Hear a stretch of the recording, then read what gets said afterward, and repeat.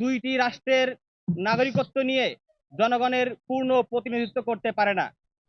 ঠিক একইভাবে যারা রাষ্ট্রের এবং জনগণের সম্পদ আত্মসাৎ করে ঋণ খেলাপিতে পরিণত হয়েছে, তারা জনগণের আইন তৈরি করার কোনো নৈতিক অধিকার রাখে না।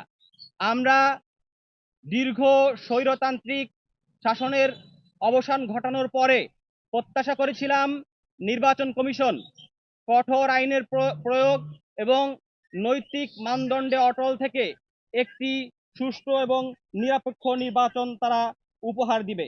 কিন্তু আমরা দেখলাম এই অথর্ব নির্বাচন কমিশন আইনের ফাঁকফোকর দেখিয়ে, তারা আপিলের অপব্যবহার করে, তারা চিহ্নিত লুটেরা এই দ্বৈত নাগরিকত্বধারী এবং ঋণ খেলাপিদের তারা নির্বাচনে প্রতিদ্বন্দ্বিতা করার ব্যবস্থা করে দিচ্ছে।